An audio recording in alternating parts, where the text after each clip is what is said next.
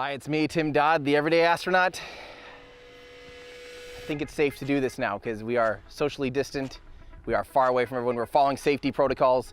But I am here at Launch Complex 39A. This is at Kennedy Space Center in Florida. I am standing right in front of SpaceX's Crew Dragon capsule, riding on top of SpaceX's gorgeous Falcon 9 rocket. You know this rocket, it can land itself. It's flown like 85 times or something. It's just this reliable workhorse rocket that SpaceX has been flying for almost 10 years now. And I'm here because today is a really, really exciting day. NASA is sending Crew on top of a rocket for the first time in almost 9 years exactly. The last crew that took off from this exact launch pad, actually, from Launch Complex 39A, was STS-135. That was July 8th, 2011. And that was the last time the United States has put people into orbit. So this is a really big deal. Tomorrow, from right here, about 24 hours from right now, that rocket's going to take off, and it's going to be sending Bob Behnken and Doug Hurley up into orbit, and they're going to be sent off to the International Space Station. Now, if you need a timeline breakdown of all the events on launch day, all the way from suit up to orbit, I've already got you covered with a video. Now, if only there was someone that I could ask a couple more questions to, because there's a lot of exciting stuff that I think a lot of us want answers to. Who could that be? I gotta stop doing that joke. You guys have read the title of the video. It's not like you don't know what I'm doing right now. Ooh, I wonder who Tim's gonna have on camera. Hey guys. Hey. How's it going? Good, how are you? Fantastic. Okay, I've got a smorgasbord of stuff for you guys to set up. Jim, if you can stand right over there along that. Oh, don't just shake your hand. But I know, it's sad, isn't it? Yeah, I'll just throw you a quick piece on it. But right there is a mic. If you wouldn't mind micing yourself up, that'd be fantastic. And Elon, if you wouldn't mind micing yourself up there too. Sure. That'd be great.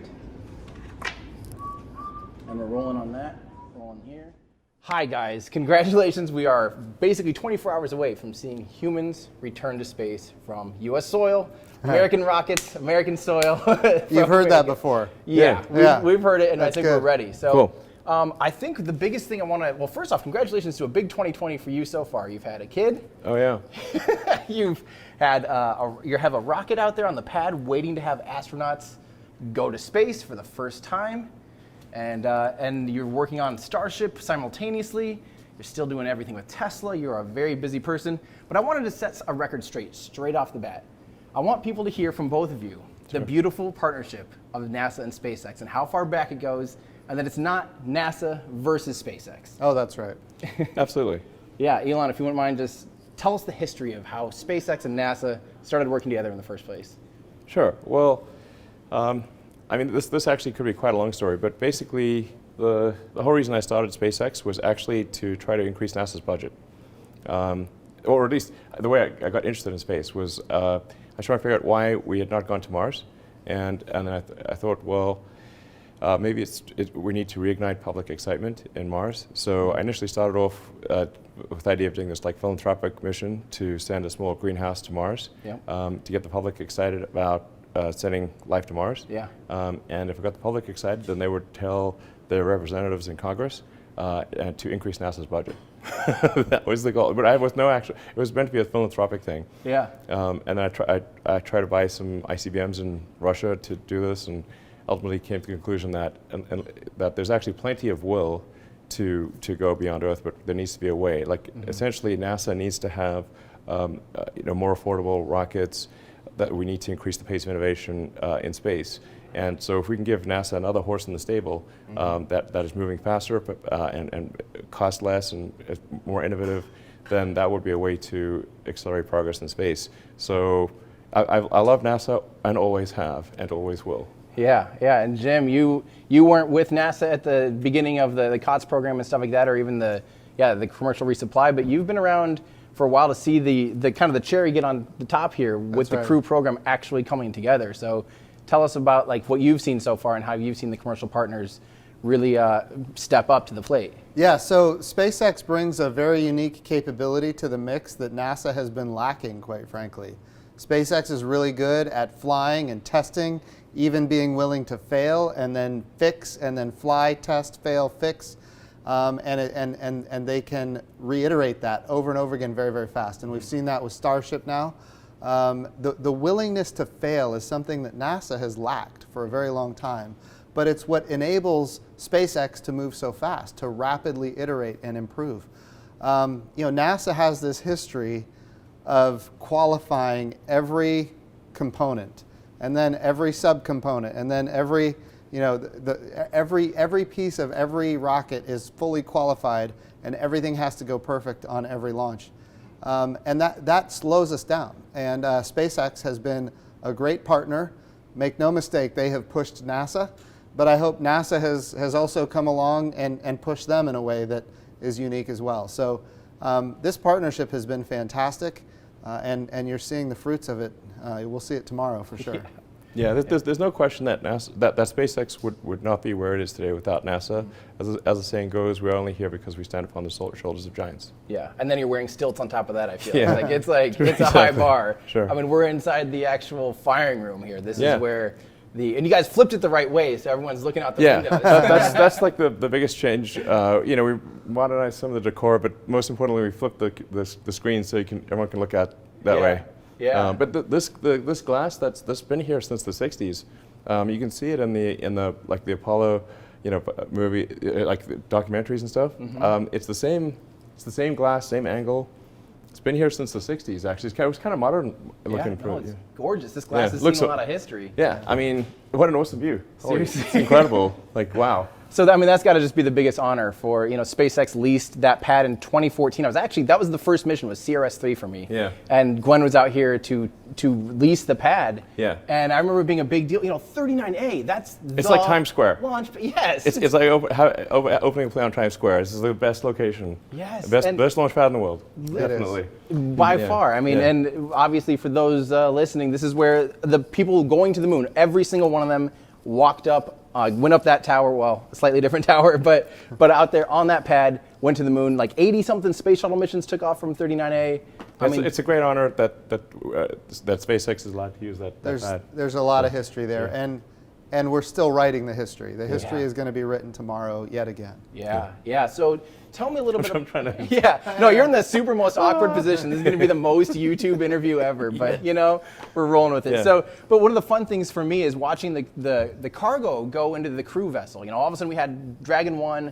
Now we have Crew Dragon, and it's substantially different but familiar. Mm-hmm. So tell us, what's been some of the hardest parts to transition from cargo into crew? Because crew is a little more important than cargo. Yes, I mean cargo can be replaced, crew cannot, and so the level of scrutiny, the level of attention is, I don't know, order of magnitude greater. I mean, it was already high for cargo. I mean, but it's just a whole nother level for crew. So, I told the SpaceX team that this mission reliability is not merely the top priority, it is the only priority right now. Mm-hmm. So we're just doing continuous engineering reviews from now, nonstop, 24 hours a day until launch. Just going over everything again and again and again. And I was out at the pad just recently, just walking down the rocket. We've got a team that's just crawling over the rocket in the horizontal. Then we're going to rotate it vertical. Then we're going to crawl over it in the vertical. And we're just looking for any possible action that can improve the probability of success, no matter how small, whether that comes from an intern or me or anyone. Doesn't matter. Yeah. And this is just the beginning of. I mean, we're seeing a lot of new things come out between partnerships with SpaceX and NASA. I think there's been a great partnership. Like I said, I love NASA. I literally had "I love NASA" as my password. Technically, it was "I love NASA" 9 exclamation mark. Because it would be too easy to guess otherwise. Was the 9 because of 9 Merlin engines? I think yeah, it was. Nice. So I want to know, you guys have dropped some surprises on us. Just in the past couple months, we have Dragon XL flying on Falcon Heavy for Gateway. That I didn't see that coming at all. What is Dragon XL? What's its heritage? What is it? Well, I think probably we want to limit this interview to what's happening tomorrow. And then we talk about other stuff later. But I always love talking to you, so it's like, we do it, but we're going to stay. We got to stay on. Okay. Like when I said this is the only priority, this is the only priority. Nice. So other stuff is nice. This is the priority. What I will tell you, and I think this is important, this relationship between SpaceX and NASA has been sufficiently meaningful to where we are now looking at how we do all of our business models. And that includes how we're going to resupply the gateway. It includes how we're going to get to the surface of the moon. This business model has proven to be very effective, first on commercial resupply, now on commercial crew. I will let SpaceX and Elon Musk talk all day long about what the details entail, and obviously he's not ready to talk about that today. But I will tell you that the relationship has proven to be tremendously valuable, and that the business model has proven to be tremendously valuable. Yeah, well, I mean, because NASA basically got a Falcon 9 and a Dragon capsule for initial investment of $400 million. Right. Yeah, nobody thought that would work, basically. No. I think, That was not expected. That was like, I think at the time viewed as like a maverick thing that, to basically, to some degree, at least by a lot of the conventional people was like, oh, let's just, give those commercial guys some money to be quiet, and then, then they can stop bugging us, basically. Well, it was definitely a Hail and Mary. Yeah, it was a Hail Mary. A commercial partner launching an orbital class rocket. I mean, rendezvousing with the International Space Station. It was already just this huge, long checklist of, okay, sure, you have to do that. Okay, they'll have to do that too. And now we're just seeing the next iteration of that. We're seeing it to the point of being, replacing the shuttle's, importance of carrying humans on top of it. I mean, that's like the ultimate thing, Yeah. Yeah. Well, I guess the flag has been up there since 2011, and if all goes well, Dragon will recover the flag that was last placed there by the space shuttle 9 years ago. Yeah, and Doug was on that mission, Doug Hurley. So did he actually put the flag up there? Like, it'd be pretty cool. I'm not sure, but it would be pretty cool. I mean, there's a certain poetry to this whole thing. Yeah, there really is. And the same launch pad. Yeah. I mean, the whole thing's kind of coming full circle. So, what do you guys think as far as looking forward? I mean, we have next up already. You already have another crew launch on the docket. I mean, and it's been expanded from 3 people to 4. This mission's expanded from a 2-week mission to a month plus. Yeah, I'm not sure if the final amount of time has been decided. Do you know what? No, it's very flexible on the back end, I'll say that. So we want to make sure that Crew 1 is ready to go. We have a target date for that at the end of August. And between now and then, if Crew 1 is ready to go, Bob and Doug, we're going to bring them home. If we need to extend them a little bit, we'll extend them a little bit. We want to get as much out of the International Space Station as we can. And so that's what we intend to do. But the big 3 factors, when we think about the flexibility on the back end of this mission, the big 3 factors are the solar arrays, which for this mission have about 114-day lifespan, although we will learn on orbit. We'll exactly. There's a lot to be learned. They could last longer. We don't know yet. But we're assuming 114 days at this point. And then, of course, the weather and the readiness of Crew 1. And I think if all goes well, I've been really clear with everybody. On the NASA side, our number 1 priority is to get this thing tested and to get Bob and Doug home safely. Absolutely. That's the highest priority. Yes. I would also like to say, you mentioned that this is the replacement for the shuttle. I really think that's a gross understatement. We are transforming, in a very historical nature, how we access space in general, where NASA is a customer, one customer of many. And we expect SpaceX, as you know, to go get lots of customers that are not us. And that's going to drive down our costs. And we want to have not just SpaceX, but other providers that are competitive on cost, on innovation, on safety, basically creating this robust marketplace in space. And then we're using, the ISS right now is being used to create the commercial markets of the future for microgravity, whether it's pharmaceuticals, immunizations, printing of human organs in 3D, advanced materials, artificial retinas. I mean, there's so many things that we're proving out on the ISS right now. And if NASA accomplishes its objectives, we're not just going to have commercial resupply and commercial crew. We're going to have commercial space stations. We're going to be landing on the moon commercially. So this is the shuttle replacement. That's not what this is. This is a transformation of how we do commercial space in general. Yeah. I mean, I'm not sure if the public is actually aware that there's a giant space station zooming around Earth. I think probably a lot of people don't know that this is the case. And it's enormous. There's an enormous space station zooming around the Earth 25 times the speed of sound, circling the globe every 90 minutes. Can you see the pictures? It looks like it's stationary. Right. Then it does have station in the name. Right. But right. it's extremely fast. It's going. It's going. You know, like I don't know. 17,500 mile an hour, 27,000 kilometers. It's screaming. Yeah. It's screaming. I mean, order of magnitude faster than a bullet, basically. Right, Yeah. right. Yeah, and it's so funny because there's been a permanent presence on the International Space Station too for what 20 years or something now. I mean, it's been a huge part of the science and the exploration of NASA currently, and it's fun to be able to see now with new offerings. We'll be able to get to the International Space Station cheaper, and NASA will continue to push and go back into deep space, which I think is a really cool way to transition into the future. So yeah, but as the administrator was saying, this is hope. I mean, this is really, we want this to be the dawn of a new era, where there's a rapid increase in innovation, where we're sending more and more people to orbit, that we're sending both government and commercial passengers to orbit. Astronauts to orbit, and generally opening up space for humanity. The ultimate goal being that anyone who wants to go to orbit or the moon or maybe even Mars can go. Right. It's like if you want to move there, you can. Like that's the ultimate goal.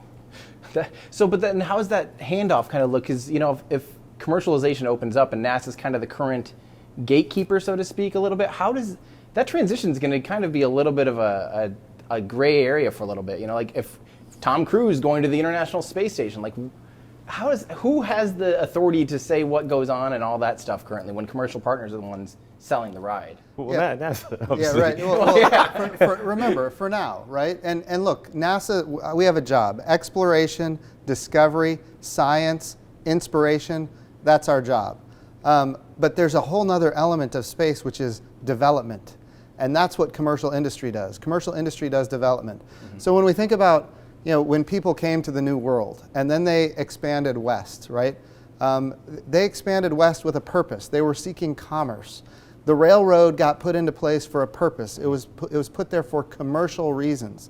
And that's where we are right now at the dawn of this new era in spaceflight. Ultimately, if the government is the only one doing things in space, it will not be sustainable, it will not be successful. There has to be a commercial motive to achieve the objectives that we all hope for. Yeah, and we're literally seeing that. Like this is it. This is the dawn of that new era. It is. And that's, what history in the making. I'm so excited that everyone, the public is finally seeing this. I'm seeing this everywhere, SpaceX has had some big missions recently, NASA's had some big missions recently. But this is the one, and That's right. I am so excited to be here.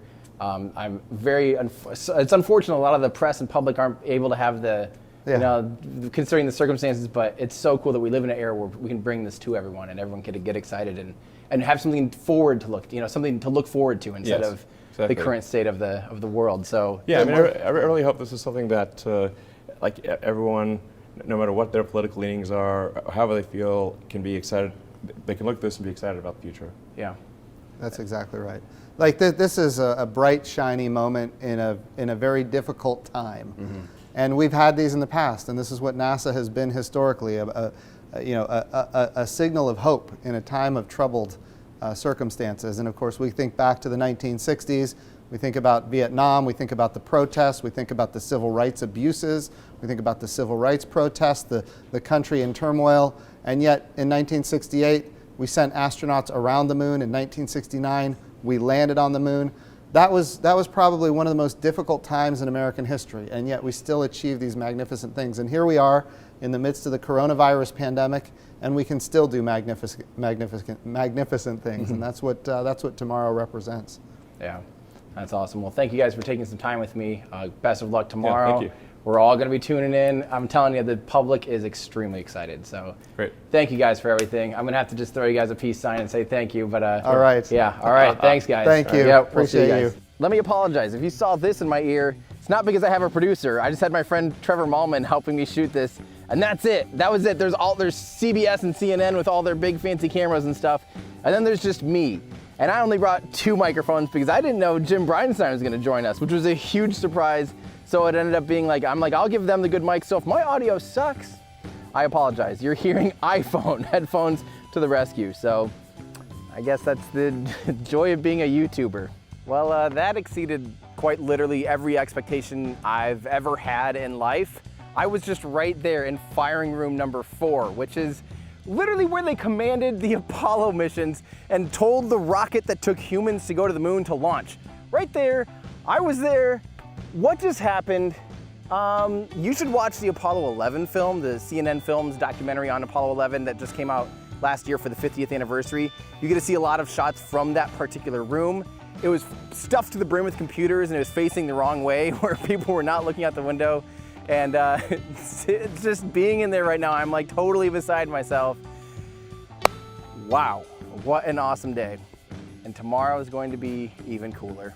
And honestly, I couldn't do it if it wasn't for the help of my Patreon supporters. So if you want to help me continue to do what I do and make awesome content about rockets and space flights, head on over to patreon.com/everydayastronaut, where you'll gain access to our exclusive subreddit, our exclusive Discord channel, and exclusive live streams. And if you want to wear some really cool shirts, including a shirt where Elon's, after we shut off the camera, was like, you have Arcadia Planitia on your shirt? I'm like, yeah, that's your prime candidate landing site for Starship with the exact coordinates. And he just fucking was like, that's awesome. So yeah, if you want your own Future Martian Society shirt and some reminders of the gravity and atmosphere on Mars, and also a reminder not to, forget to wear a spacesuit if you're on Mars.